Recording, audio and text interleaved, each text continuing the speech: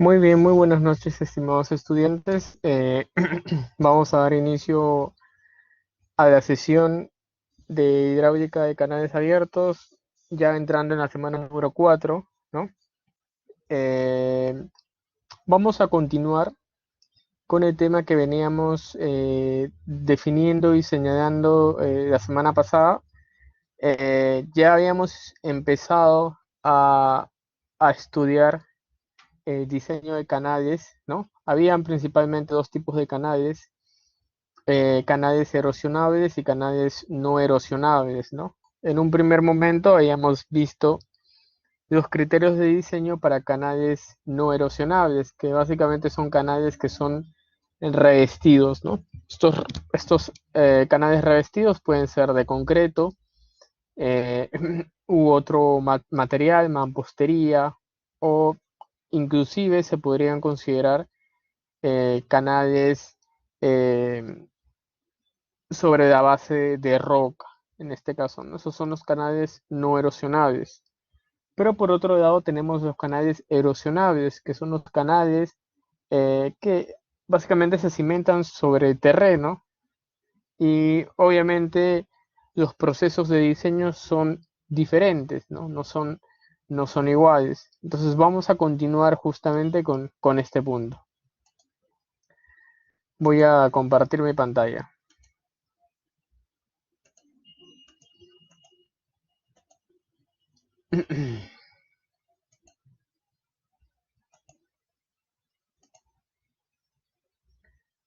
Muy bien, entonces, canales erosionables son básicamente estos canales que podemos observar a continuación en las imágenes.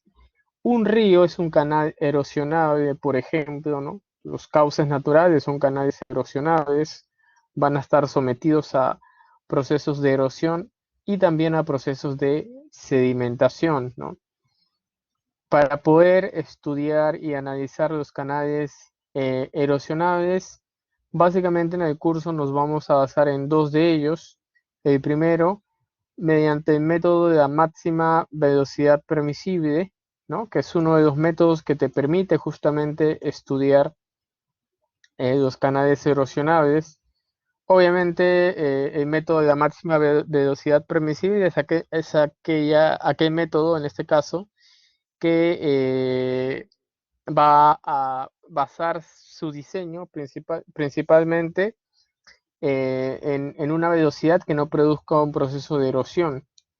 Y por otro lado tenemos el método de la fuerza tractiva, ¿no? Este método de la fuerza tractiva que estará basada en estimación de esfuerzos cortantes o también denominada como fuerzas de arrastre, ¿no? Sobre evidentemente las paredes que va a conformar en este caso un canal. Entonces principalmente tenemos esos dos criterios de diseño, ¿no? Método de la velocidad máxima permisible y método de la fuerza tractiva. Importante señalar también lo siguiente, ¿no? Al igual que en los canales eh, no erosionables, para los canales erosionables también hay que tener en consideración la velocidad mínima, ¿no? Porque justamente uno cuando diseña un canal quiere garantizar de que la sección del canal permanezca en ese sentido constante, ¿no? Entonces para ello justamente se diseña también un canal en función a una velocidad mínima, que es aquella velocidad que va a impedir que las partículas puedan sedimentarse en el fondo y obviamente al sedimentarse lo que puede ocasionar es que la sección del cauce del canal se reduzca significativamente, ¿no? Y obviamente no va a cumplir su función de conducción de agua. Entonces, fundamentalmente está enfocado en ello.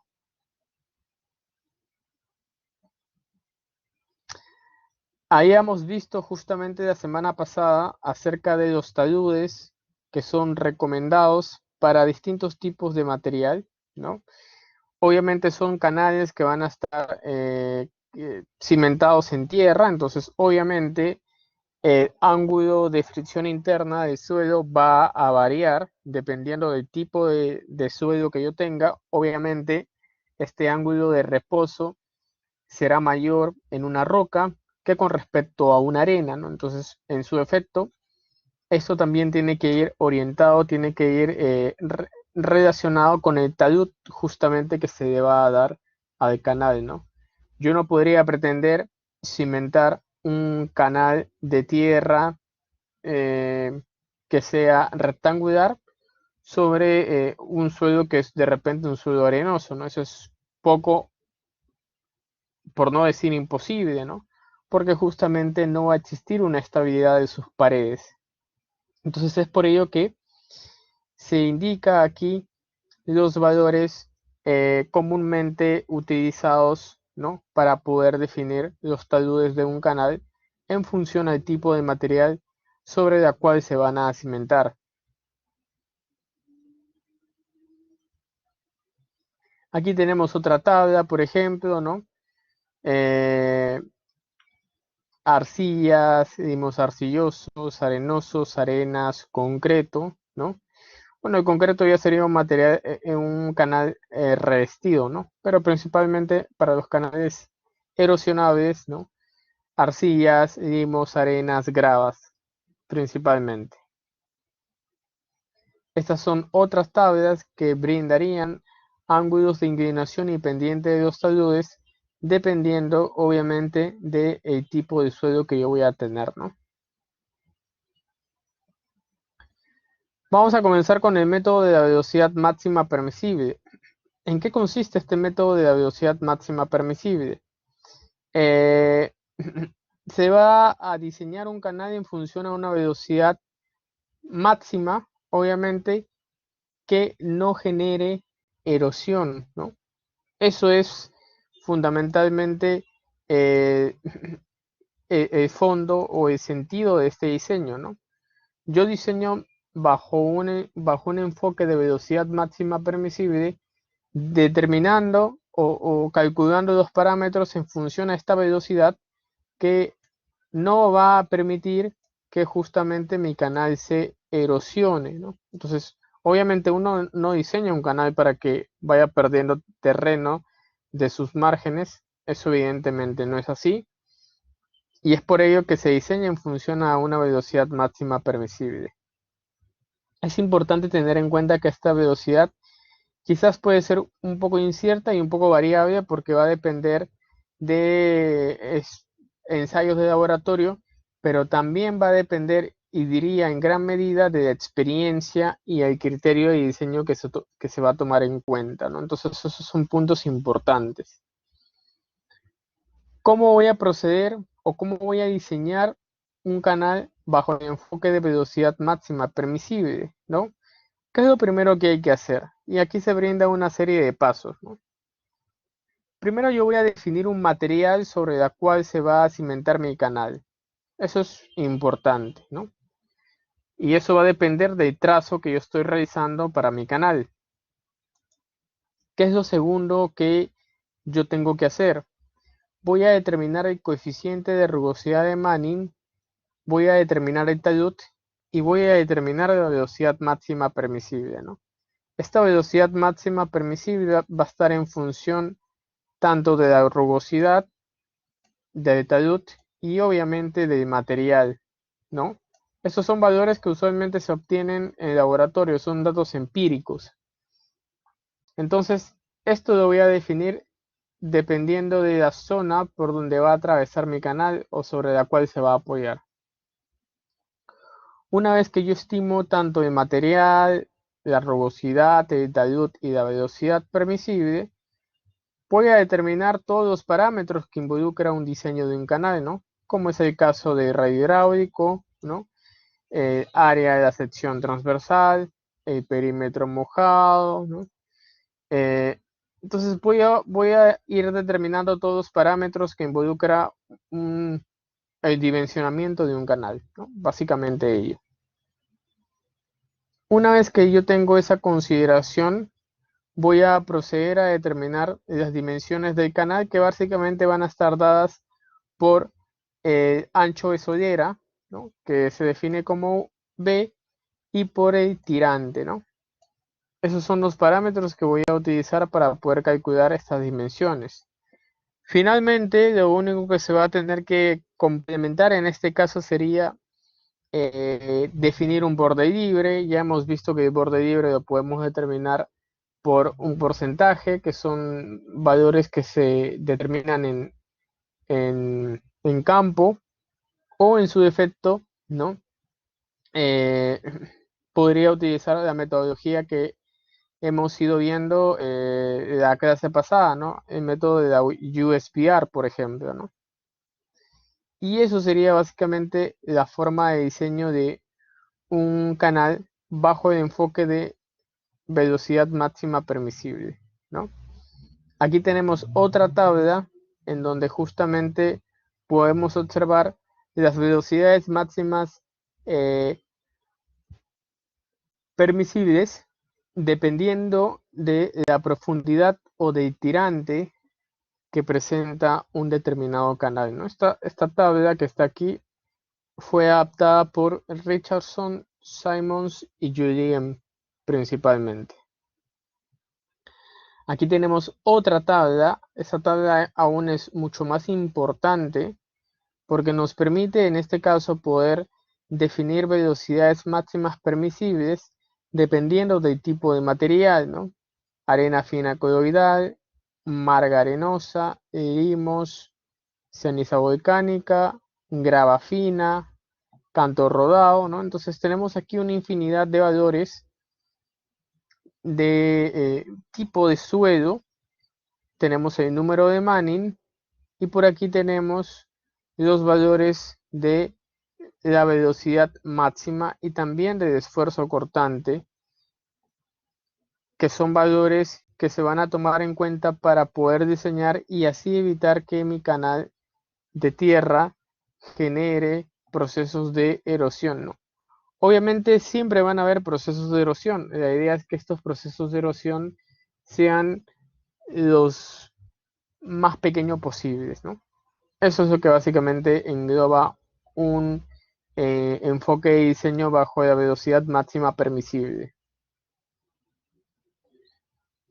Entonces aquí tenemos justamente las tablas de Foutier y Scobey, ¿no? Que son los que proporcionan los valores de velocidad máxima permisible para poder hacer el diseño, ¿no? Estos valores de las tablas son para canales bien conformados, ¿no? Que tienen pendientes pequeñas y profundidades de tirantes menores a 0.9 metros, ¿no?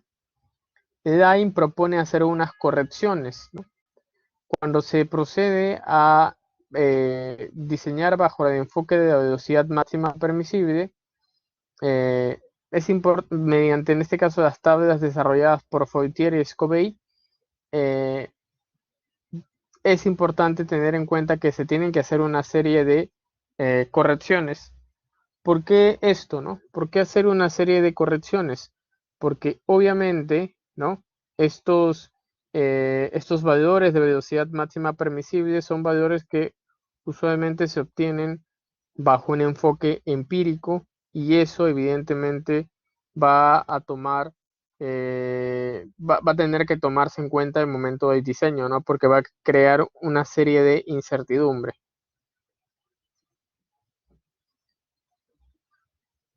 Aquí están justamente los valores que define Lane para poder corregir justamente la tabla, ¿no? La tabla es esta tabla que les he mostrado a continuación, la que está aquí, que me brinda los valores de velocidades máximas permisibles, ¿no? Entonces hay que hacer un proceso de corrección de tal forma para tener también un factor de seguridad al momento de proceder con el diseño. Entonces aquí me dice que 5% para canales ligeramente sinuosos, 13% para canales moderadamente sinuosos y 20% para canales muy sinuosos, ¿no? Estos son factores de corrección. Y bien, aquí tenemos un ejercicio aplicativo, ¿no? Tenemos aquí el siguiente ejercicio aplicativo. Vamos a leerlo.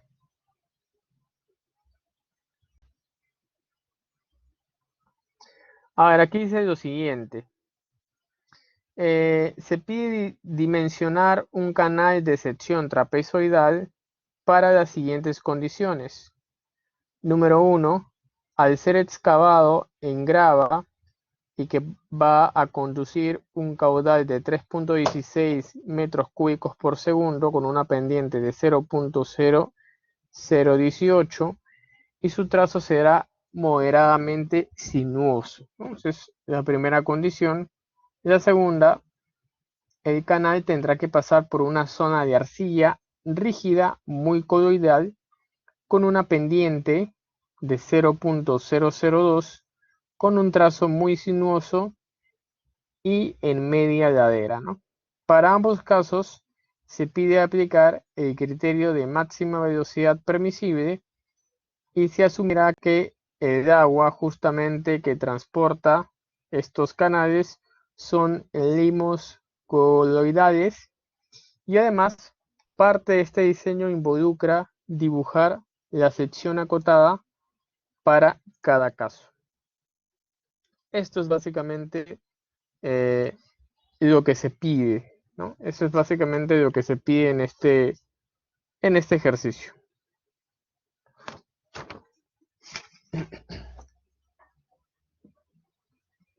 Eh, Ideas.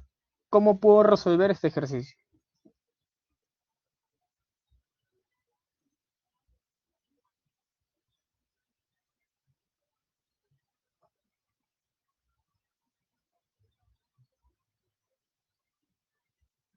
¿Alguna idea?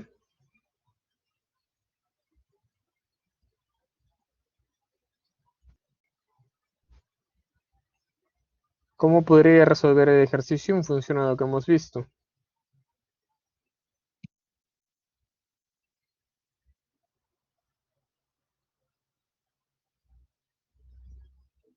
A ver, vamos a ver.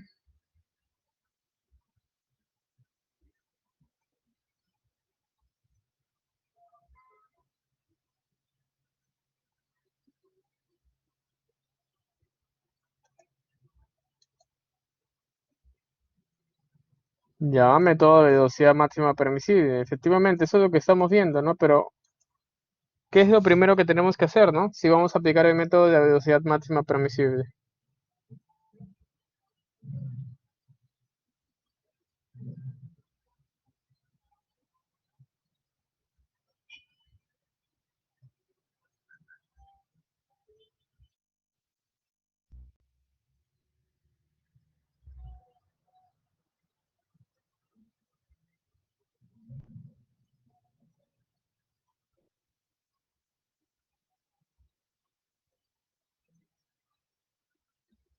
A ver,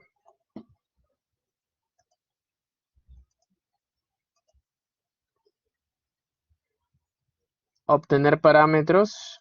Ya, sí, hay que obtener parámetros.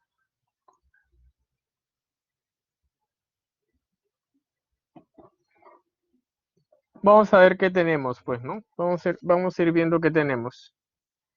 Eh, por aquí tenemos, ojo, para el primer caso tenemos eh, el caudal, que es 3.16 metros cúbicos por segundo. ¿Qué otro dato tenemos? Tenemos la pendiente, que es 0.0018. Hasta ahí tenemos dos datos.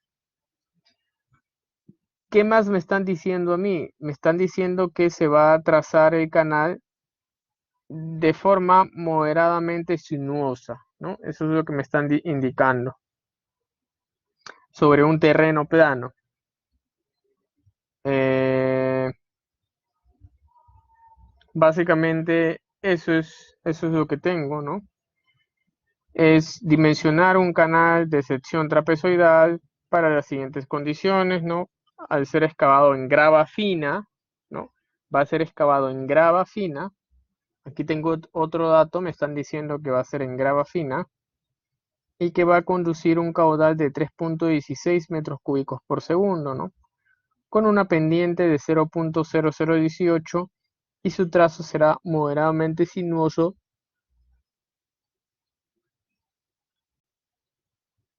sobre el terreno plano. Entonces podríamos nosotros extraer también la rugosidad, porque me están diciendo sobre dónde va a pasar el canal. Entonces podríamos ir viendo valores de eh, rugosidad y tal como su compañera ha mencionado, ¿no? Obviamente vamos a aplicar el método de la velocidad máxima permisible, ¿no? Entonces, en ese sentido, vamos a tener que estimar esta velocidad máxima permisible en función al tipo de material que tengo.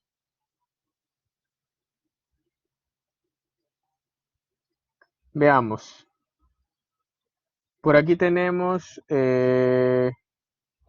lo siguiente.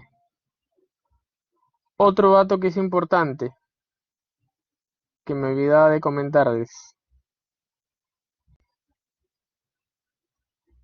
Están diciendo también que en ambos casos se va a utilizar el criterio de máxima velocidad permisible y se asumirá que agua transporta limos coloidales, es decir, que por este canal van a transportarse limos coloidales. Entonces, esas condiciones vamos a buscar en las tablas. A ver, me estaban diciendo que era una grava fina.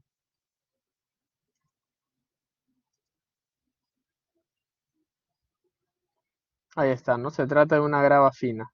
Entonces, busco mi material en la tabla de Fortier-Scobie, grava fina. Podría utilizar cualquiera de estos valores. El valor de Manning va a ser 0.02. Ahora, aquí tenemos acá en la parte de arriba agua limpia y agua que transporta dimos coloidales, ¿no? Entonces, obviamente nos están diciendo que es justamente esta columna, agua que transporta dimos coloidales, ¿ok? Entonces aquí tenemos esta velocidad máxima permisible, ¿no? Esta sería mi velocidad máxima permisible que justamente se va a dar bajo estas condiciones, bajo un suelo que es gravoso y bajo el concepto de que el agua que eh, transporta básicamente dimos coloidales. Eso es básicamente lo que hay que tener en cuenta. Entonces, hasta aquí ya estamos sacando varios datos interesantes. Estamos sacando el tirante, perdón, el número de Manning y la velocidad máxima con la cual vamos a diseñar, ¿no? Entonces eh, tenemos pendiente, tenemos caudal, tenemos velocidad, tenemos número de Manning. Me faltaría en este caso un dato más y sería el talud, ¿no? ¿Qué talud va a tener justamente mi canal? Me están diciendo que es trapezoidal. Eso está muy bien, es trapezoidal, pero ¿qué talud va a tener, no? Entonces voy a ir a mis tablas, voy a ir a mis tablas en donde estaban los taludes y voy a identificar aquel talud que justamente sea adecuado para mí, ¿no?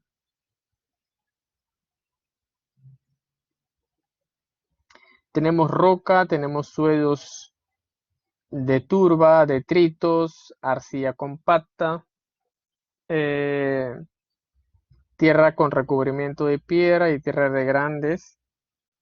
eh, Tenemos arcilla fina, tenemos tierra arenosa suelta, ¿no? Me estaban diciendo que mi material era una grava fina, ¿no? Una grava fina podría considerarse como una tierra arenosa suelta, ¿no? Entonces, dentro de todo esto, podríamos considerar justamente este valor de talud, que sería en este caso de 2. Entonces, vamos a tomar justamente este valor, ¿no? El otro sería una greda arenosa o una arcilla porosa, ¿no? Esto no es tan relacionado con lo que estamos definiendo en el ejercicio, ¿no? Sería básicamente una tierra arenosa, ya que está aquí.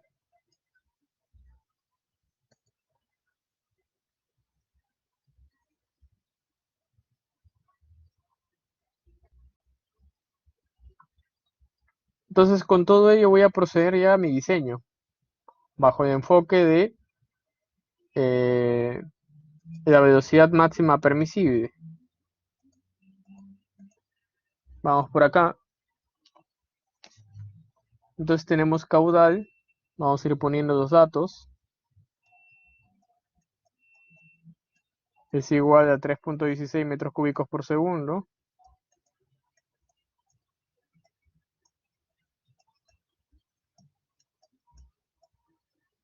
Tenemos la pendiente, que es 0.002.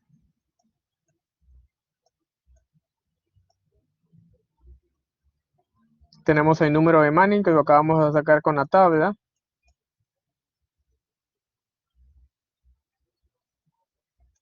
que es 0.002. Acá me he equivocado, acá es 18.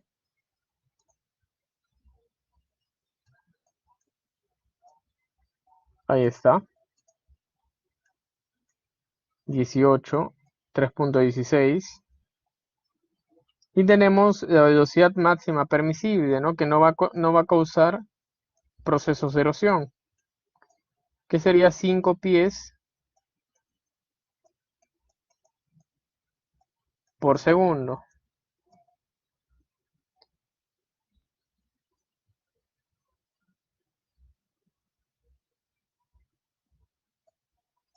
Tenemos el talud, que lo acabamos de definir en su momento, que es de 2. Entonces ya tenemos casi todo resuelto, porque ya teniendo todos estos parámetros, tranquilamente ya podemos ir determinando las dimensiones de mi canal, ¿no? Eso es básicamente lo que vamos a definir. Pero en este caso hay que acordarnos de justamente el proceso que implica diseñar bajo un enfoque de velocidad máxima permisible, ¿no? Y para ello vamos a regresar justamente al procedimiento que habíamos definido hace un momento. Aquí está, ¿no? Sobre la base de esta tabla que está aquí,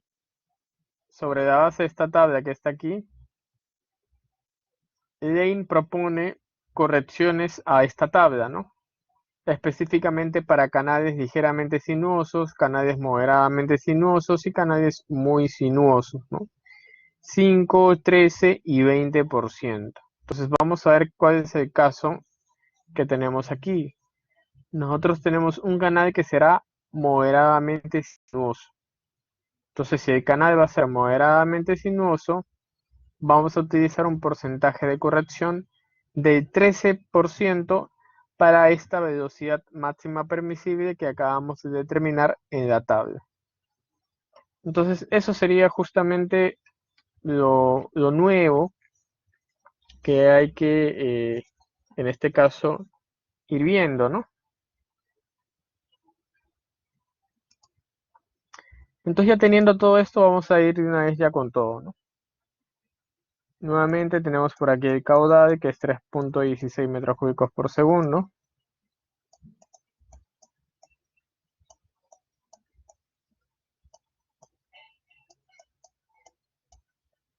Tenemos la pendiente, que es 0.0018.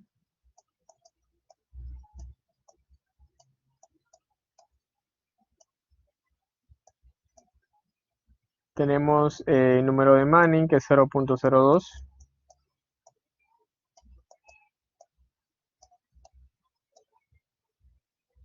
Y tenemos la velocidad máxima permisible, que es 5 pies por segundo. Pero acordarse que este valor que está acá hay que corregirlo, ¿no? Hay que corregirlo en un 13%, es decir, que este valor que está aquí lo voy a tener que multiplicar por 0.87 para corregir justamente ese 13%. Y de una vez voy a cambiar unidades, ¿no? Aquí está en pies por segundo, yo voy a trabajar en metros por segundo, entonces voy a convertirlo, voy a multiplicar por su factor de corrección, que sería en este caso 0.3 aproximadamente.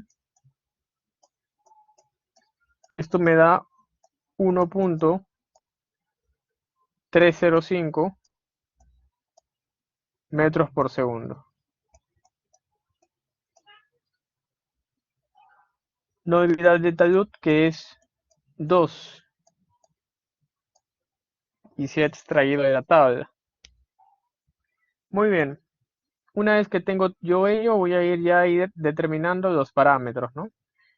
Por un lado tengo caudal y por otro lado tengo velocidad. Yo sé que el caudal entre la velocidad me da el área, ¿no? Entonces por aquí voy a tener que el área es igual a 3.16 sobre 1.305.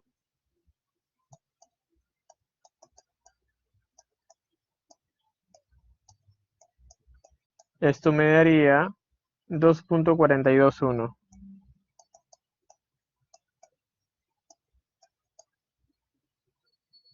Ese sería el área. A su vez, yo sé que mi canal es un canal trapezoidal y yo sé cómo se define el caudal trapezoidal, ¿no? Se define en este caso como B por I más, en este caso, el T por I cuadrado.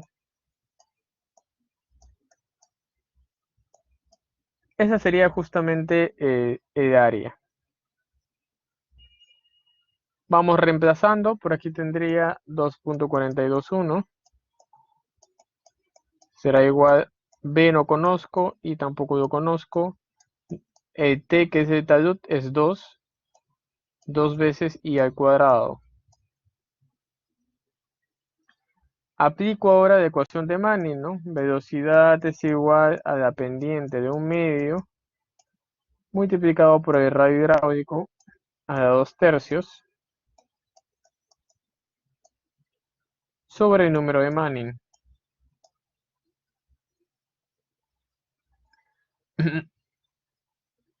Puedo despejar justamente este valor de radio hidráulico.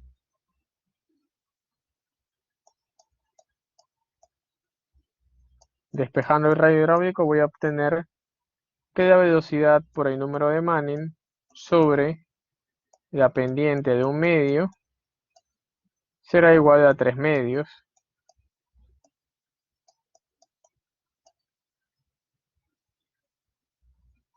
Ahí tenemos eso. Entonces de aquí vamos a obtener velocidad es 1.305, ¿no?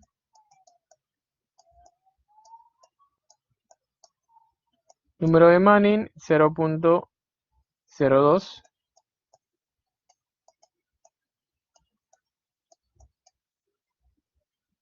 sobre el valor de la pendiente, que es 0.0018 elevado de un medio, y todo esto elevado a la 3 medios, ¿no? Esto me da 0.483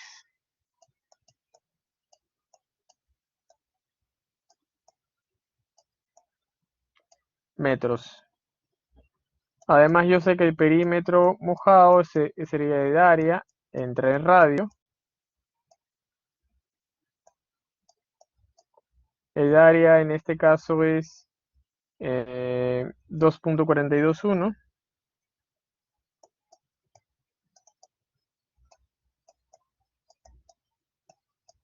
Y el perímetro y en el área y radio sería 0.483, ¿no? Lo que acabamos de determinar.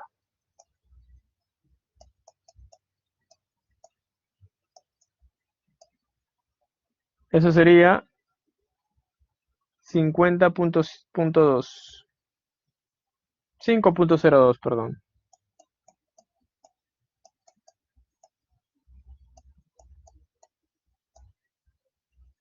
Ese sería el perímetro, ¿no? Ese sería el perímetro.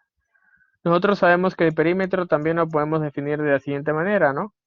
Como B más 2 veces I por la raíz de 1 más T al cuadrado, ¿no? pero t es 2, 2 al cuadrado sería 4. Ahí está. Entonces, por un lado tenemos por aquí una ecuación y por otro lado tenemos por aquí otra ecuación. Tenemos dos ecuaciones, tenemos dos incógnitas. Entonces, al tener dos ecuaciones, dos incógnitas, podemos justamente determinar cada uno de esos parámetros, ¿no? Es simplemente aquí evaluar las ecuaciones. Entonces vamos a determinar, vamos a reemplazar una con respecto a la otra. Lo que voy a hacer aquí es, en este caso, en la ecuación 2 la voy a despejar, es decir, en la ecuación 2 que está aquí, voy a despejar el valor de b y eso lo voy a reemplazar en la ecuación número 1, ¿no? Entonces, al hacer eso, voy a obtener yo una ecuación cuadrática, ¿no? En donde va a estar solamente en función de el tirante y va a ser cuadrática. Ustedes saben de que cuando tenemos una ecuación cuadrática tenemos dos valores, ¿no? Voy a tener un i1 y voy a tener un i2. Entonces esto es reemplazando 2 en 1. Reemplazando 2 en 1. Entonces el tirante sería 1.23 por aquí. Y por el otro lado sería 0.79.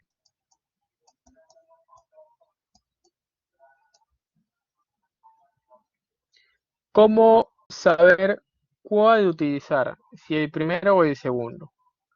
Una vez que yo ya he determinado el valor de b, lo que voy a hacer es reemplazar este valor de b en la ecuación y con ello perdón, una vez que yo ya he determinado el valor del tirante, ¿no? En este caso tengo dos valores, lo que voy a hacer es reemplazar ese valor de ese tirante en esta ecuación que está aquí. Y si me indica un valor de b negativo, entonces obviamente voy a descartar ello, ¿no? Si me indica un valor de b positivo, voy a usar ese. Y eso es lo que justamente se ha hecho, ¿no? Se ha reemplazado estos valores de i en esta ecuación y se ha visto que en el primer caso el valor de b sale negativo y en el segundo caso sale positivo, ¿no? Entonces, en su defecto, este primer método se eliminaría porque no existiría ninguna consistencia. Entonces, de ello, defino que mi tirante me va a quedar como 0.79 metros y en este caso mi valor de B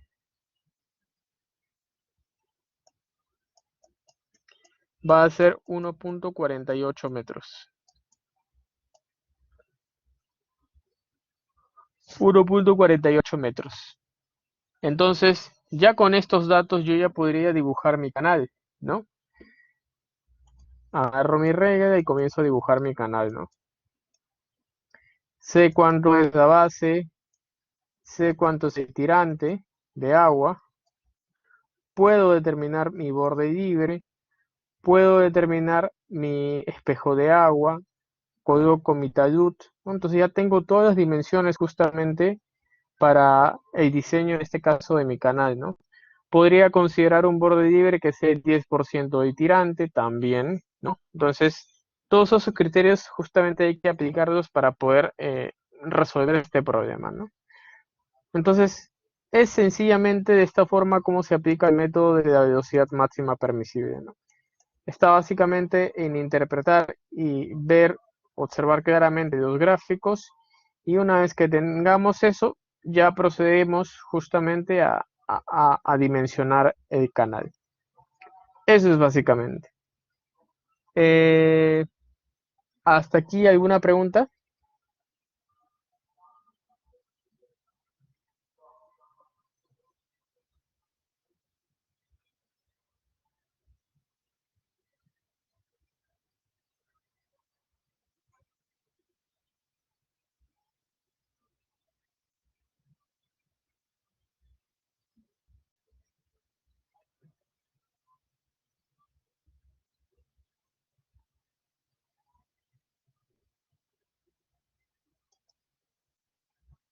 Entenderé que no hay ninguna pregunta. Este segundo ejercicio se los dejo de tarea para que lo puedan resolver ustedes con mayor detenimiento eh, en los tiempos que tengan libres y obviamente puedan justamente definir en este caso eh, incrementar la práctica en aplicación de este método, ¿no? Vamos a ver el siguiente método, el método de la fuerza atractiva, que es justamente en este caso otro método que hay que tener en consideración para justamente dimensionar canales erosionables, ¿no? ¿Qué nos dice este método de la velocidad, el método de la fuerza atractiva? Nos dice lo siguiente. eh, la fuerza atractiva, también conocida como fuerza cortante o fuerza de arrastre tangencial, es aquella fuerza, como podemos observar aquí, que actúa sobre cada una de las partículas que componen un determinado talud, ¿no? Esto es justamente, esto que está aquí es un talud. Todo este tramo que está aquí es un talud, ¿no? Entonces va a haber una fuerza que va a actuar directamente sobre una partícula de un determinado talud en un determinado perímetro de canal, ¿no? Esa fuerza que es generada evidentemente por el agua, ¿no? Va a generar un esfuerzo, ¿no? Es lo que vemos por aquí. A las fuerzas, ¿no?, que se generan en la parte lateral, ¿no?, se desconoce como esfuerzo cortante lateral, y a las fuerzas cortantes que se producen en el fondo se desconoce como esfuerzos de corte de fondo, ¿no?, principalmente.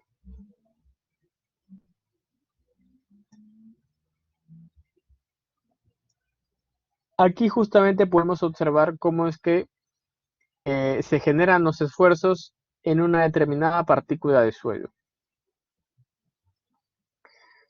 En general, el valor promedio de la fuerza atractiva por unidad de área es conocido como la fuerza atractiva unitaria. ¿Cómo vamos a determinar esta fuerza atractiva o este esfuerzo cortante atractivo? Lo vamos a determinar mediante esta ecuación. Esta fuerza atractiva unitaria va a ser igual al peso específico, en este caso del fluido, ya sea agua, ya sea lodo, tiene un peso específico, RH que sería el radio hidráulico y S que sería la pendiente.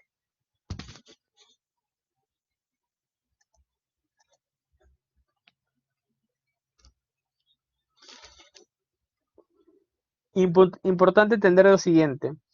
Si es que nosotros estamos evaluando, analizando un río, ¿no?, que tiene evidentemente un espejo de agua muy, pero muy grande, que es la mayoría de los ríos, en ese sentido, este radio hidráulico va a ser considerado como el tirante, ¿no?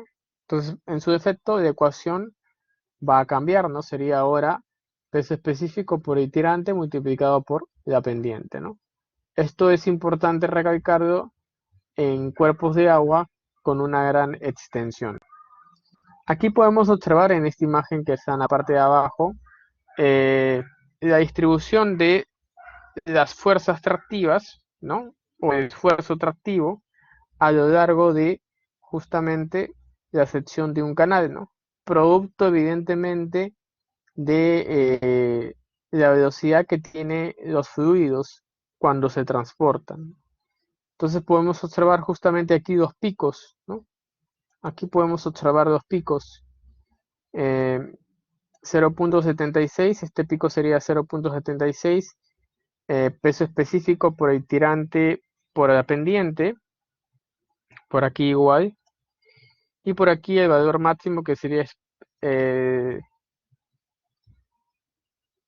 el peso específico por el tirante y por la pendiente.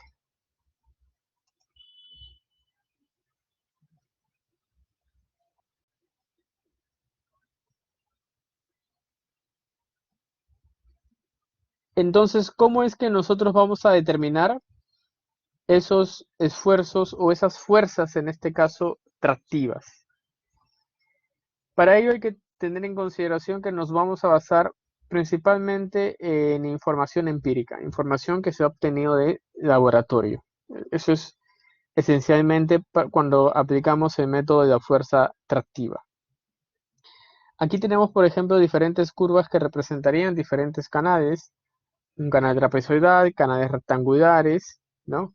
Y tenemos justamente en la parte de abajo una relación de B entre I, que son las dimensiones, las relaciones de las dimensiones del canal. Esto en el eje X, y en el eje Y tenemos las fuerzas tractivas en términos de, en este caso, peso por pendiente por tirante, ¿no? Y como ustedes se pueden dar cuenta, ¿no? El esfuerzo cortante máximo que podemos observar aquí,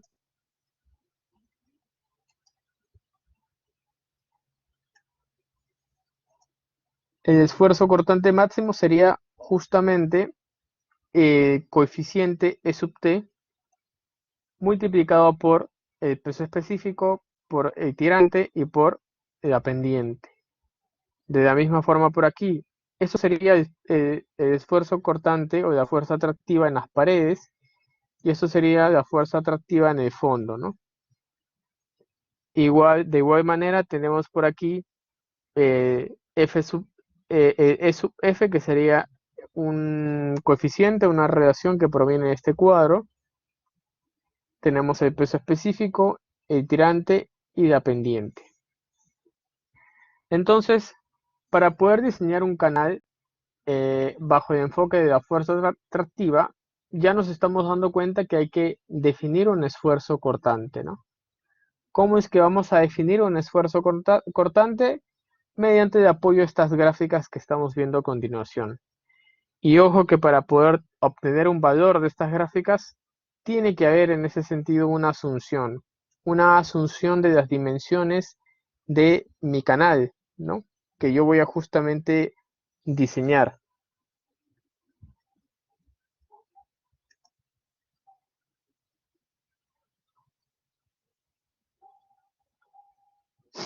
Aquí justamente se menciona, ¿no? Máxima fuerza atractiva unitaria desarrollada en términos de peso específico por tirante y pendiente.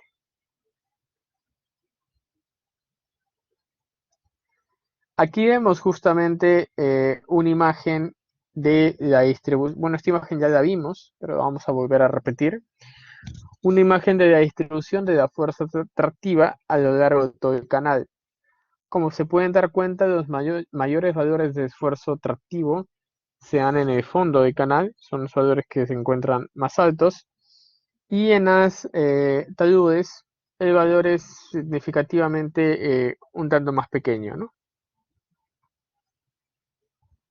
Aquí tenemos el esfuerzo cortante crítico en el talud y el esfuerzo cortante crítico en el fondo.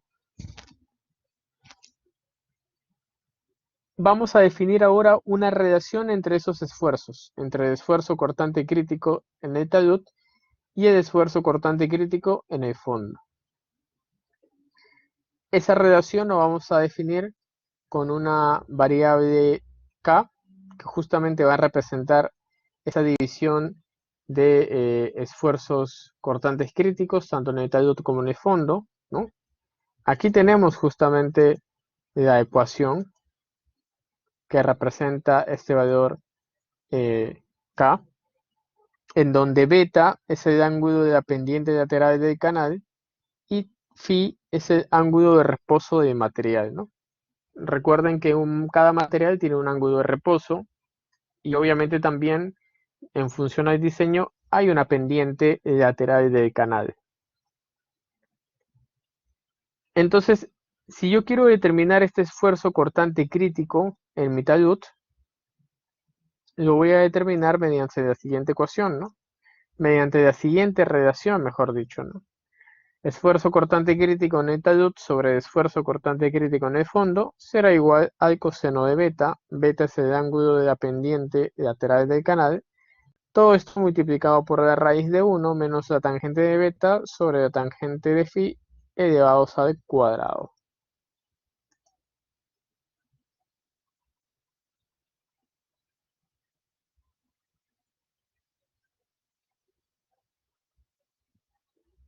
Aquí tenemos justamente la distribución de fuerzas tractivas a lo largo de canal, ¿no? Y tenemos aquí esta constante K que justamente me va a permitir determinar estos valores. Cabe resaltar que beta representa la pendiente lateral del canal y phi representaría ángulo en reposo del material de fondo sobre el cual se va a cimentar este canal, ¿no? Importante tener en cuenta lo siguiente, que phi es justamente considerado solo para materiales gruesos y no finos, ¿no? Ese es el ángulo de fricción interna del suelo.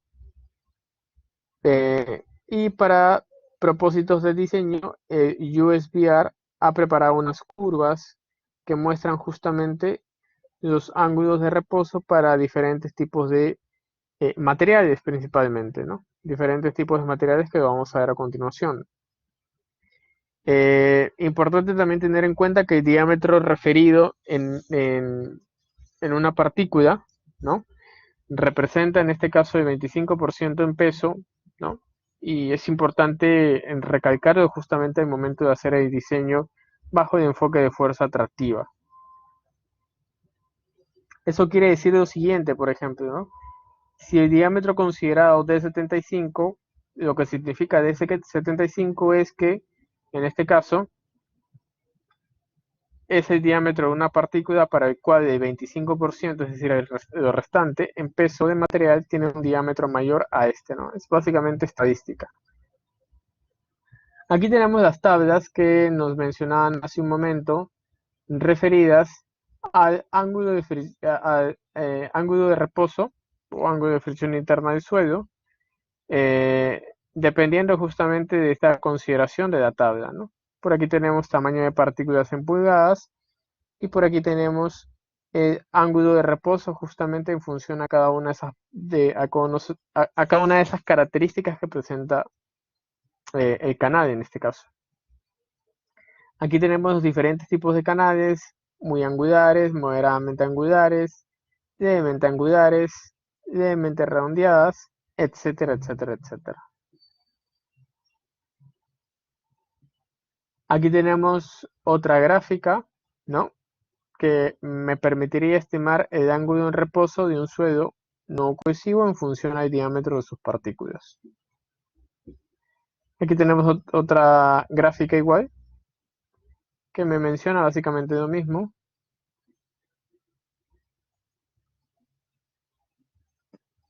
Y aquí tenemos ya la información en una tabla, ¿no?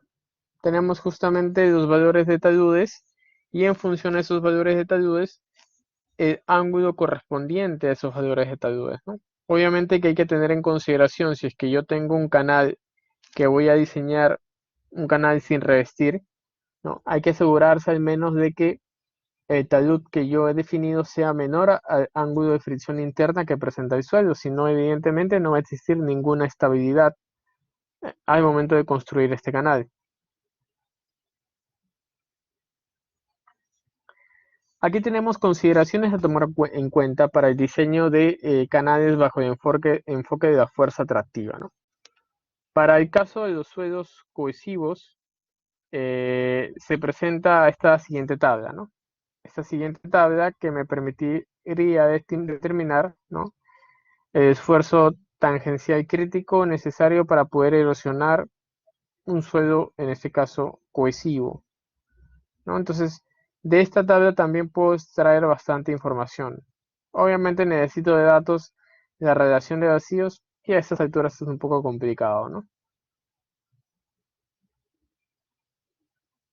Muy bien, entonces vamos a ver cada uno de los pasos a tomar en cuenta para poder diseñar un canal bajo el enfoque de la fuerza atractiva. Ojo que si se pierden me van avisando, ¿ya? Para volver a repetir si es que está quedando algo inconcluso. Muy bien, entonces acá tengo esta tabla para suelos cohesivos.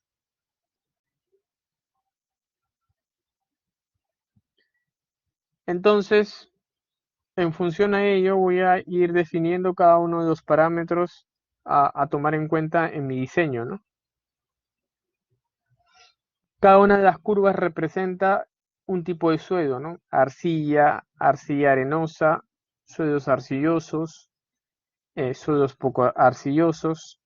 Tenemos en la parte de arriba la compacidad, ¿no? Muy compacto, compacto, poco compacto y suelto. Y con ello los valores de esfuerzo tangencial y crítico en el fondo del canal horizontal. Para el caso de materiales gruesos no cohesivos se utiliza la gráfica número 2, esta gráfica que está aquí.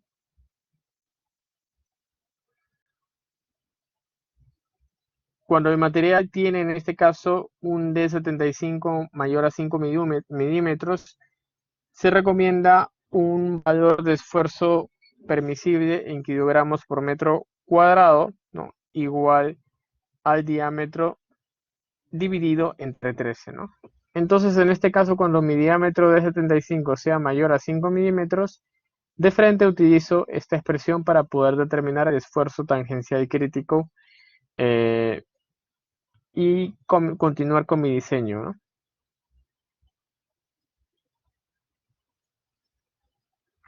Aquí ustedes justamente pueden observar, ¿no?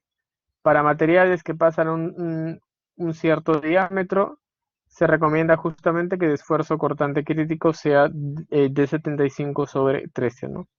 Entonces ese es un criterio que hay que tomar en cuenta.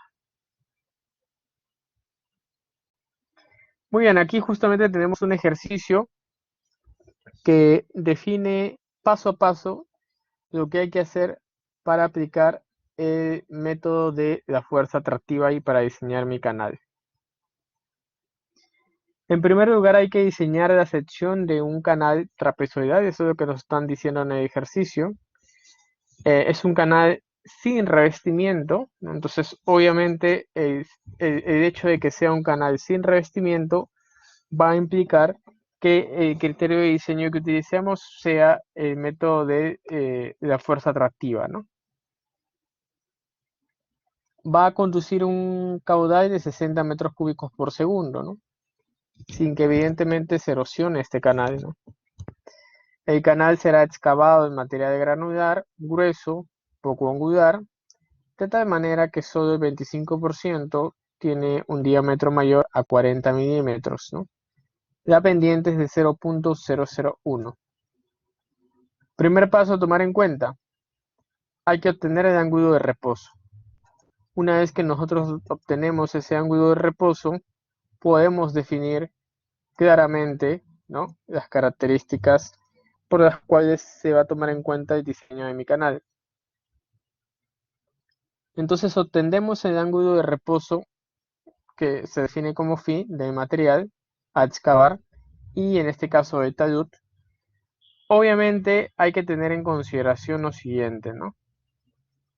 Que este ángulo en reposo tiene que evidentemente ser mayor al ángulo de talud o de inclinación de mi canal, ¿no? Entonces, esto es evidente, ¿no? Se supone que este ángulo en reposo es el ángulo máximo que podría alcanzar un suelo antes de generar una cierta inestabilidad. Entonces, obviamente, este talud tiene que ser menor a ese ángulo en reposo. Aquí tenemos las tablas, ¿no? Para poder determinar directamente este ángulo en grados, necesitamos obviamente el diámetro de la partícula de 75 y con ese de 75 ingresamos esta tabla y determinamos el ángulo en reposo. Aquí estamos viendo un ejemplo, ¿no? En este caso el diámetro de 75 es 40 milímetros y en mi canal es un canal poco angular que me define en este caso un valor de ángulo en reposo. En este caso es 38.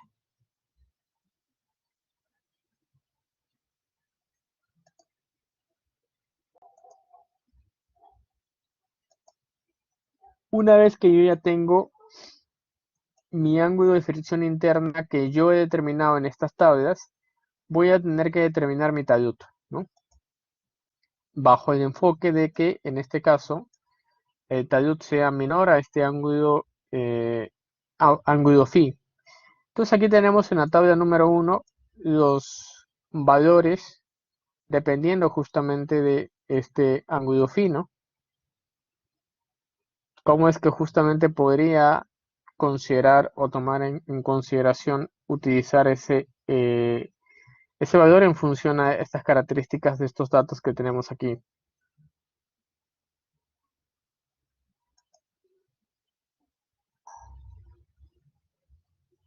En este caso podemos observar lo siguiente, ¿no? Yo he obtenido un ángulo de fricción de 38, perdón, 38 grados. Entonces, obviamente, mi valor de beta tiene que ser menor a 38, ¿no? Un ángulo menor a 38 de esta tabla tenemos 33.45, 26.34, 18.26. Y en función a ello tenemos los taludes que les corresponderían a cada uno de ellos, ¿no? Entonces, es así justamente como vamos a ir determinando ese talud. Aquí está justamente, ¿no? Estamos viendo que mi ángulo de fricción interna es de 38. Obviamente, el valor de beta tiene que ser menor a este ángulo de 38. Se opta por utilizar 33.45, 41, perdón, que correspondería a un talud de 1.5. El segundo paso es obtener el valor de K. Este valor que está aquí, que sería el valor de K. ¿Cómo obtenemos este valor de K?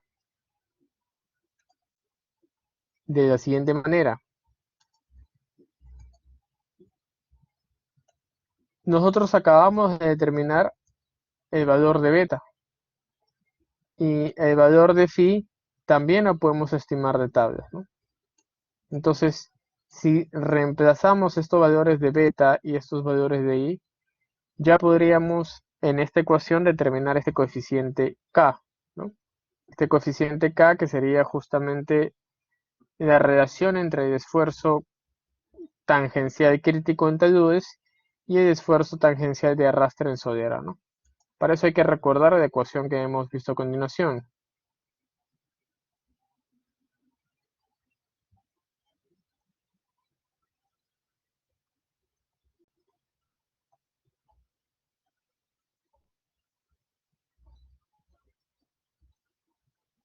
Aquí está justamente esa relación que les señalaba, ¿no?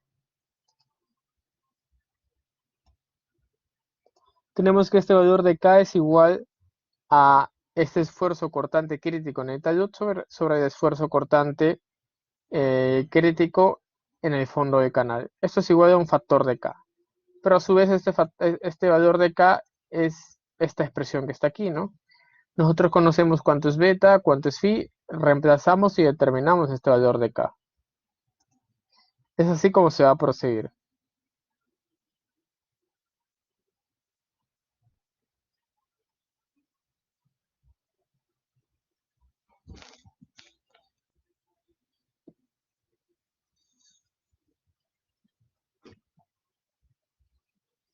De acuerdo al análisis, se ha determinado este valor de K igual a 0.4342. Luego hay que verificar en función a los datos y valores obtenidos si se puede utilizar el gráfico N1C y el gráfico N2 para obtener el esfuerzo tangencial crítico de fondo, ¿no? Para un D75, ¿no? Que sería igual a 40 milímetros. En caso no fuese el caso, es posible utilizar justamente la información que te daban en la tabla, ¿no? Aquí está.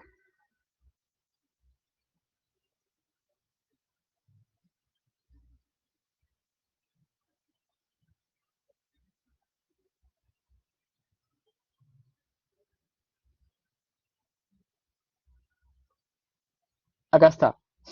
Cuando el material tiene el D75 mayor a 5 milímetros, se recomienda un valor de esfuerzo permisible, en kilogramos por metro cuadrado, que va a ser igual al diámetro D75 entre 13, ¿no? Entonces esto sucede siempre y cuando el D75 sea mayor a 5 milímetros.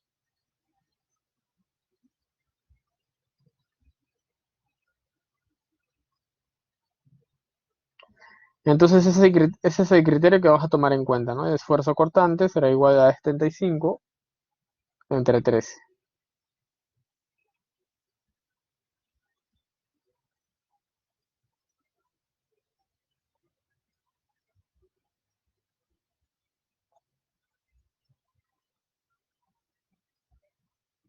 Recuerden de que el D75 era 40 milímetros porque aquí me están diciendo de que el 25% tiene un diámetro mayor de 40 milímetros, ¿no?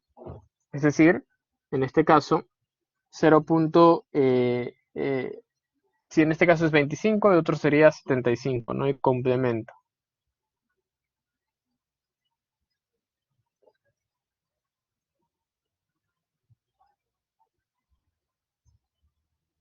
Ahí está. Entonces, en este caso, de 75 es 40 entre 13. Obtengo justamente el esfuerzo cortante crítico de fondo. Y como ustedes se habrán percatado, yo había definido una constante K, que era justamente esta relación entre este esfuerzo cortante crítico en la parte delta DUT sobre el esfuerzo cortante crítico en el fondo, ¿no? Entonces, si ya tengo uno de esos valores, reemplazo y determino el otro. Y es así justamente que se obtiene los esfuerzos cortante críticos, eh, en este caso, para cada uno de los casos, no tanto en el fondo, también como en la parte lateral del canal. Entonces ya determiné los esfuerzos cortantes críticos. El quinto paso es utilizar justamente esta tabla, ¿no? Es utilizar esta tabla para determinar los esfuerzos máximos, ¿no? Esta tabla me permite estimar los esfuerzos máximos. Por un lado, yo estoy estimando los esfuerzos cortantes críticos, que es propiamente del suelo, y por otro lado hay que evaluar los esfuerzos máximos. Aquí tenemos una tabla y tenemos diferentes tipos de canales, trapezoidales, rectangulares. Yo les había comentado que para poder utilizar esta tabla yo necesito conocer una relación de B entre ellos. Es por eso que el diseño de la aplicación del método de la fuerza atractiva es un método iterativo, ¿no? Hay que estar justamente en constante prueba y error hasta que podamos obtener los resultados correctos. Entonces, yo parto de la asunción de que va a haber una relación de B entre I igual a 5, ¿no? Entonces, ubico 5 y con ello ubico justamente ese valor de E, ¿no? Porque este valor que estaba aquí me daba un valor de E que es 0.75.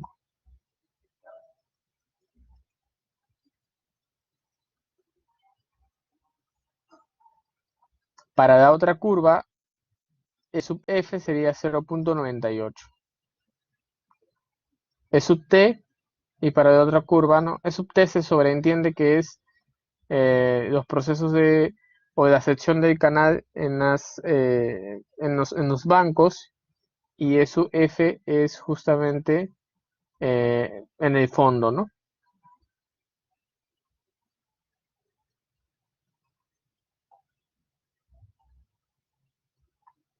Entonces ya teniendo eso, yo lo voy a poder terminar el diseño de mi canal, ¿no?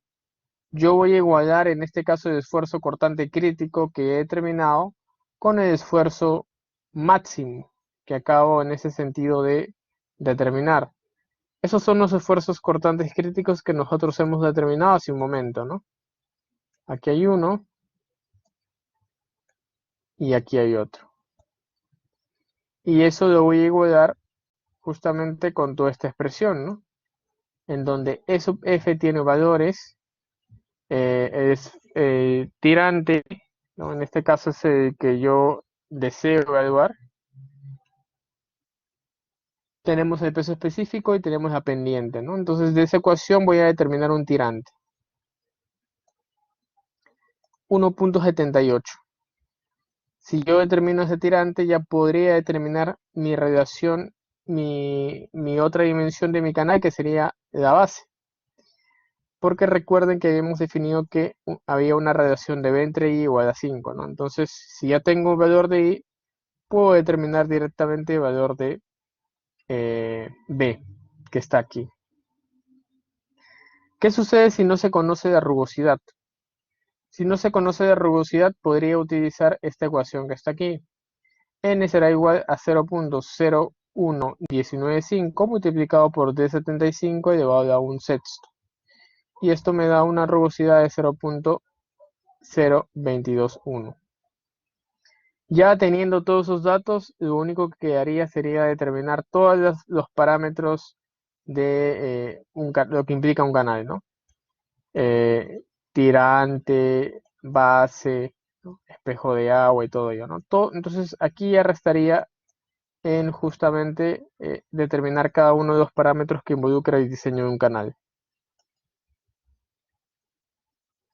Y básicamente lo que voy a ir haciendo es construyendo esta tabla, ¿no? Eso es lo que voy a ir haciendo, construyendo esta tabla, ¿no? Esta tabla, como ustedes se pueden dar cuenta, tiene 3 filas porque usualmente se hacen 3 iteraciones para poder, en ese sentido, determinar las dimensiones del canal, ¿no? Recuerden que nosotros asumimos una relación de B entre I, pero esa relación de B entre I, obviamente a la primera asunción quizás no va a tener unos resultados correctos. Vamos a ir justamente iterando hasta que se logre justamente un equilibrio en esa iteración, ¿no? ¿Cómo vamos a hacer este proceso iterativo, ¿no? Justamente aquí se menciona, ¿no? Si el caudal que yo estimo, eh, que en este caso se estima debido a que yo he definido una relación de B entre I, ¿no? Si ese caudal estimado es igual al caudal asignado, que es un caudal que te están dando de dato, si no es igual, hay que seguir iterando, ¿no? Como sigo iterando, voy cambiando el valor de B entre I, hasta justamente conseguir esa igualdad, ¿no? Si persiste en este caso la no igualdad de caudal, hay que tomar un nuevo talud, ¿no? Podríamos cambiar las otras consideraciones, ¿no? Pero ese es el proceso básico para poder eh, hacer este proceso iterativo de diseño de canal eh, sin revestimientos en este caso, ¿no? No sé si hasta aquí existirá alguna pregunta. Sé que es un tema un tanto engorroso esta parte, pero me parece que este ejercicio es claro, ¿no? Este ejercicio es totalmente claro. ¿Habrá alguna pregunta?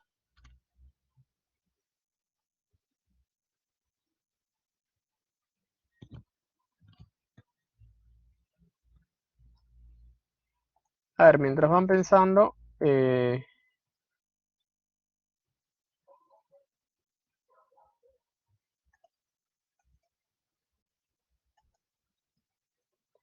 vamos llamando asistencia.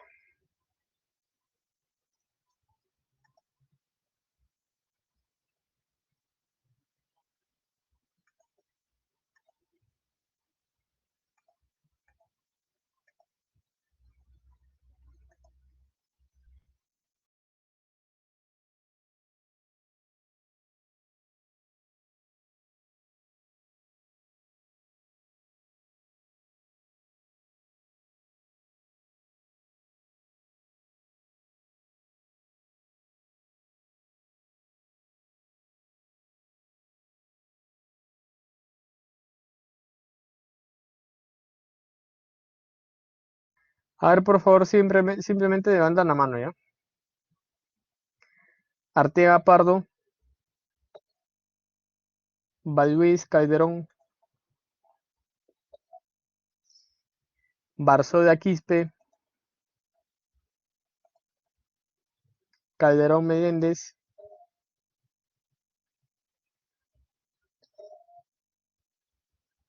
Canchari Gavino,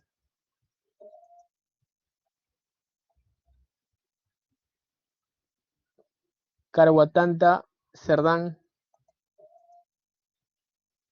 Condorguamán Gustavo, Cristóbal Guaripata,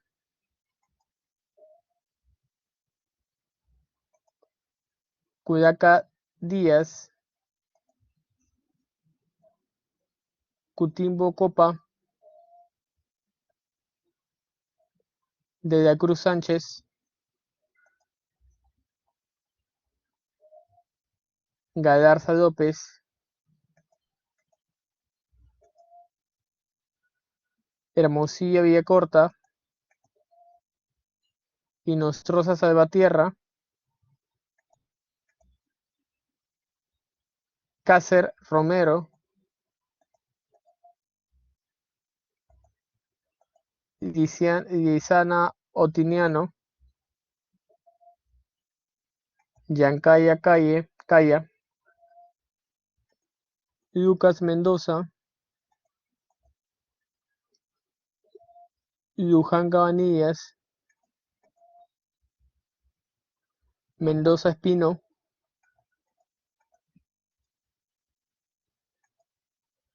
ok, Montes Mendoza,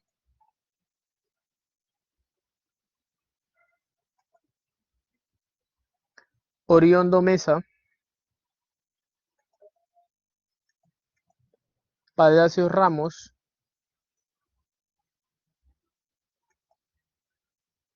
Poma Matos, Puca Vázquez,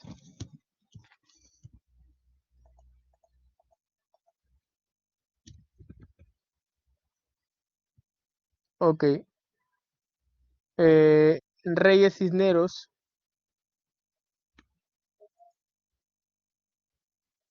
Rubiños Gamero, Sánchez Guillén,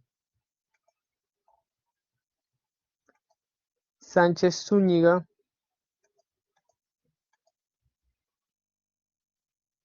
y Velarde Trujillo.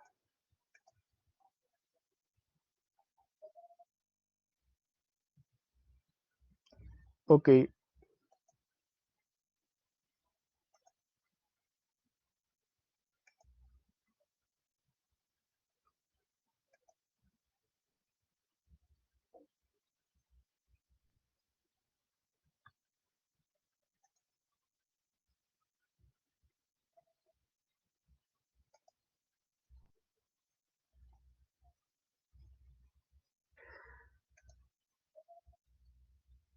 muy bien, entonces esa es la serie de pasos que hay que tener en cuenta al momento de diseñar un canal bajo el enfoque de la velocidad de, de esfuerzo de la fuerza atractiva, ¿no?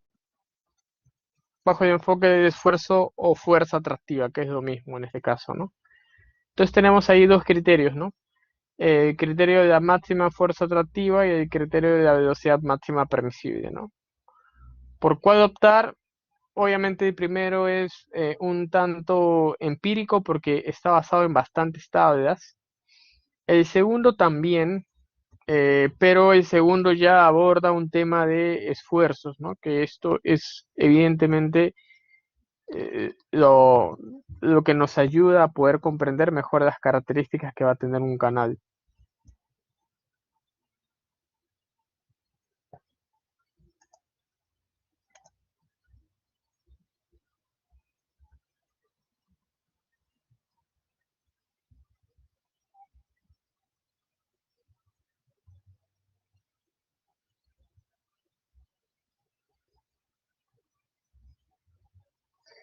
Ya, aquí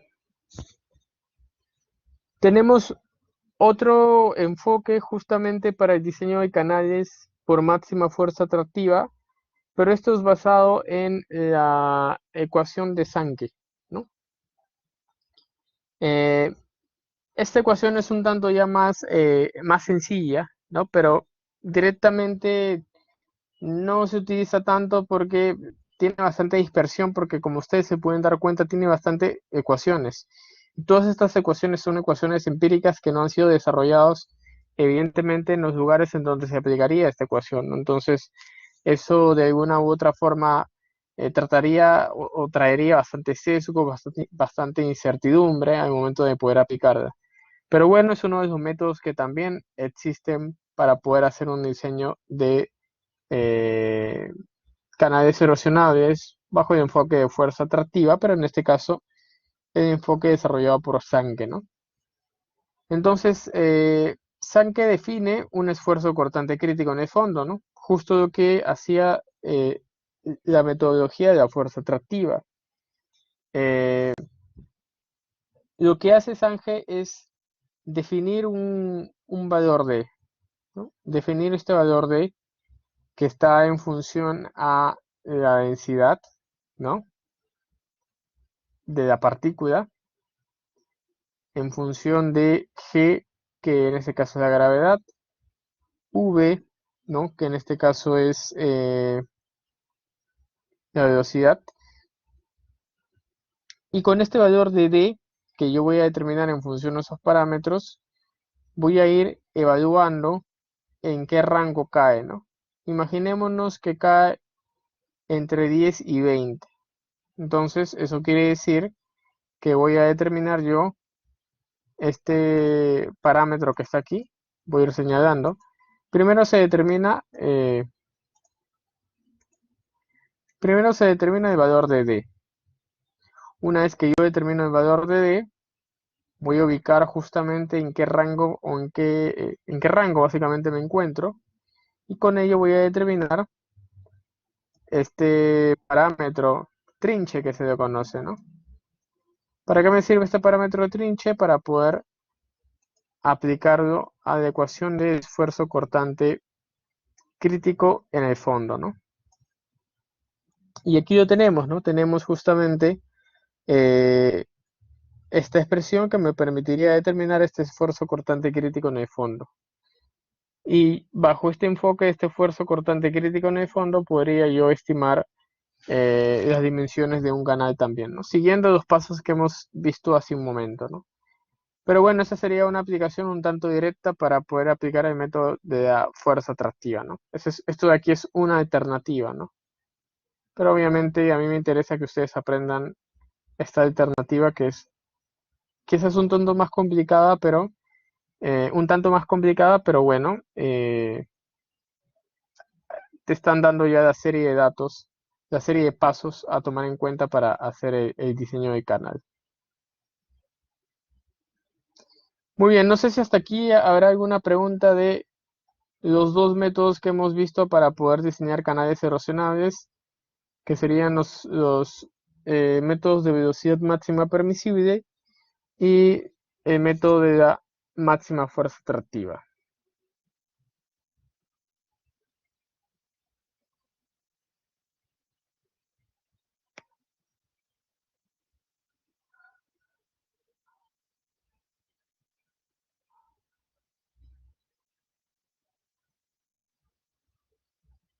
Con toda confianza, si no se entendió, profesor, no entendí, voy a repetir, ¿no?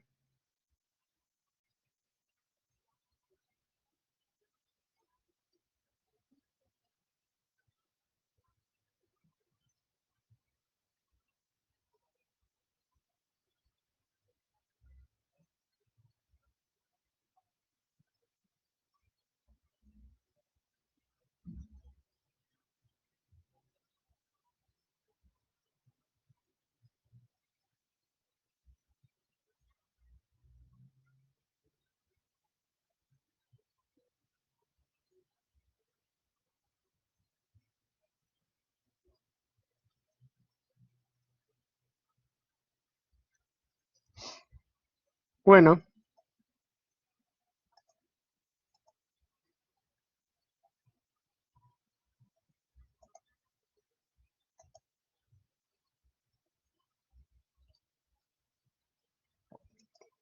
el día de hoy también iba a haber la utilización del software GTRAS. Así que vamos a verlo rápidamente. Igual la próxima semana voy a tratar de hacer un ejercicio de aplicación del software GTRAS.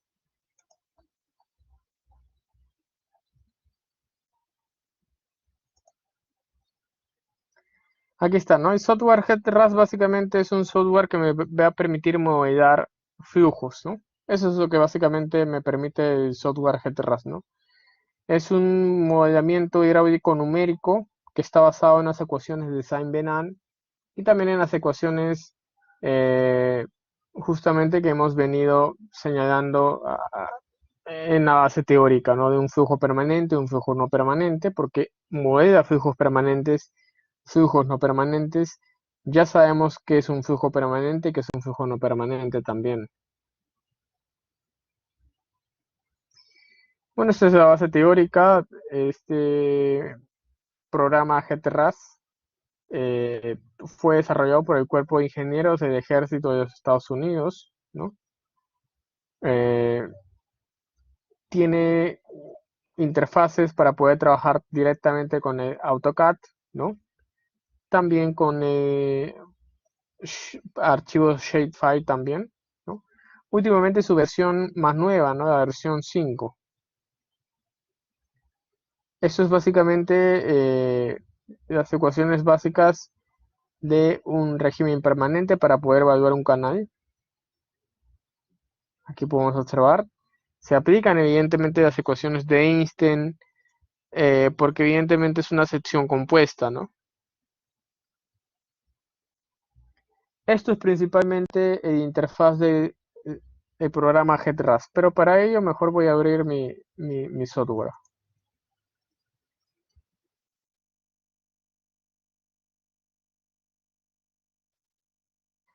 Aquí está.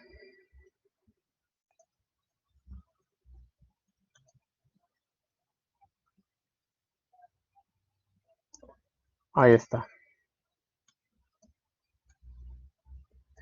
Muy bien, entonces esta sería mi interfaz de GTRAS. Tenemos por aquí, bueno, la base es muy parecido a los diferentes programas que nosotros tenemos, ¿no? Para guardar, abrir archivos, importar archivos. Esta es la parte de edición. Esta es la parte para correr el programa. Y estos son para las vistas principalmente, ¿no? Los outputs que voy a obtener en el software. Entonces, ¿qué es lo primero que tienen que hacer ustedes, no? Lo primero que tienen que hacer es crear un proyecto. Para poder utilizar el GTRAS, lo primero que hay que hacer es crear un proyecto. ¿Cómo se crea un proyecto? File, New Project. Tienen que ubicar la carpeta en donde van a crear ese proyecto. Vamos a buscar por aquí. Lo voy a guardar en el escritorio. Voy a poner, a ver, ejemplo. Ya está. Aquí dice lo siguiente, ¿no? Start a new project with example. The unit system will be set to en el sistema internacional, correcto. But can be changed under the option menu of the main RAS window. Es decir, que yo puedo cambiar mi sistema de unidades, ¿no? Aquí está, justamente. Unit System. Tengo un sistema internacional y tengo un sistema británico, ¿no? Que es de la US en este caso, ¿no? Por defecto siempre se coloca en el sistema internacional, ¿no? Que es el que se utiliza más. Ok, ya está. Mi proyecto ya está. Yo tengo que ir completando cada una de estas casillas para decir que he finalizado mi modelamiento en GTRAS, ¿no? Eh, entonces parto con la creación del proyecto que está aquí. ¿Cuál es el siguiente paso? Definir mi geometría, ¿no? Ese sería el siguiente paso, definir mi geometría. Entonces para ello pico en este icono que está aquí que dice Edit Enter Geometry Data. Pico aquí. Y aquí voy a definir justamente el tramo de mi canal, ¿no? Imagínense que va a ser un canal mm, trapezoidal. Entonces, trazo mi canal.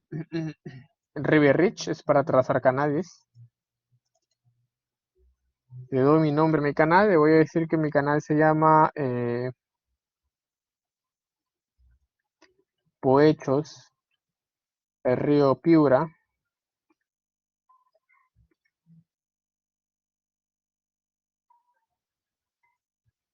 Ya está mi canal. Una vez que ya he definido mi canal, hay que definir la sección transversal de ese canal, ¿no? Para definir las secciones transversales de ese canal, voy a ingresar los datos a esta interfaz.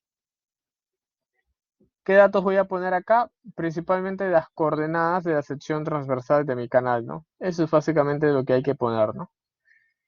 Si obviamente es un canal trapezoidal, necesito 4 coordenadas, a lo mucho, ¿no?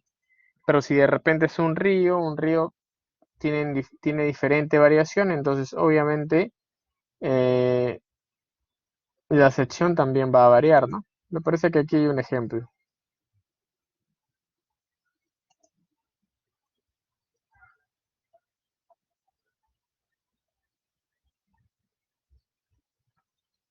Aquí está, ¿no? Justamente pueden observar aquí, ¿no? Estos valores que están aquí son las coordenadas de cada uno de estos puntos, ¿no? Y obviamente la unión de todos esos puntos representa la sección de un canal, ¿no? En este caso un río. Aquí podemos observar justamente otro tipo de canal, ¿no? Un canal compuesto en este caso.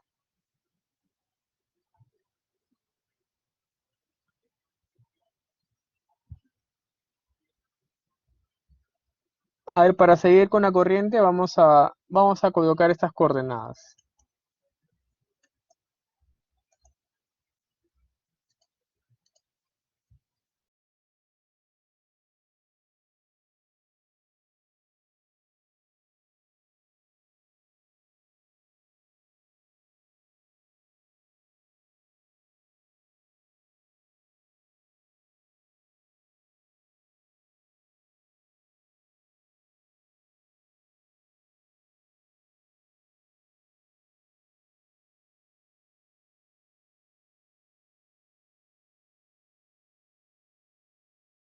Tres punto cincuenta y seis, 53. Aquí tengo 27.47, 43, perdón. 35.97,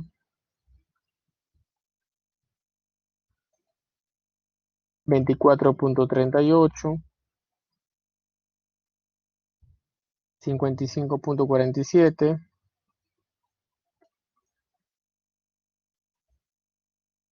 23.77. Aquí tengo 58.52, 21.34. Por aquí tengo 21.64,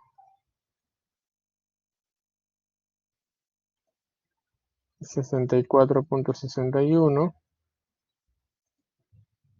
67.66, 24.08, 97.84, 24.69.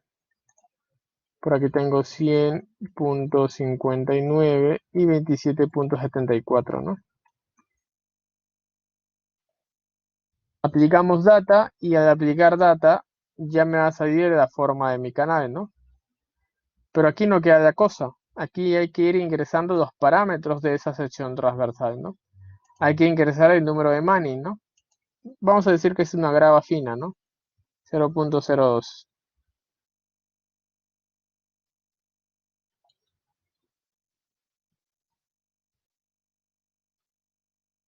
Yo puedo variar también los valores de número de Manning también, ojo.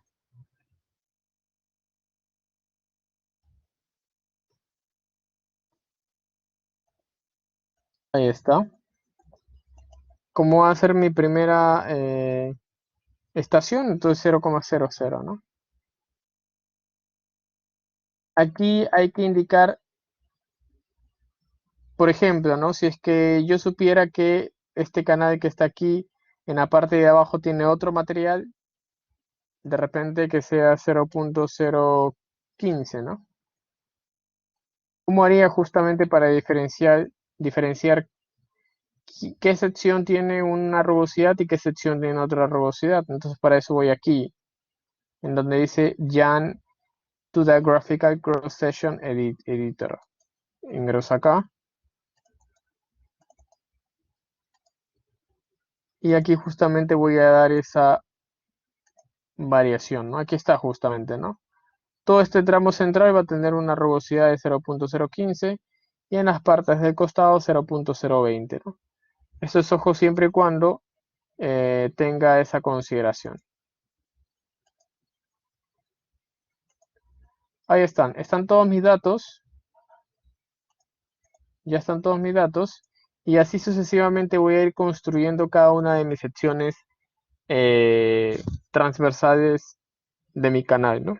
Es sumamente sencillo la aplicación de GTRAS. La próxima semana, ahorita ya no nos va a quedar mucho tiempo, tenía un ejercicio que hacer con ustedes, pero la próxima semana vamos a hacer un ejercicio aplicativo. Así que yo les pediría que se vayan descargando, en este caso, el GTRAS.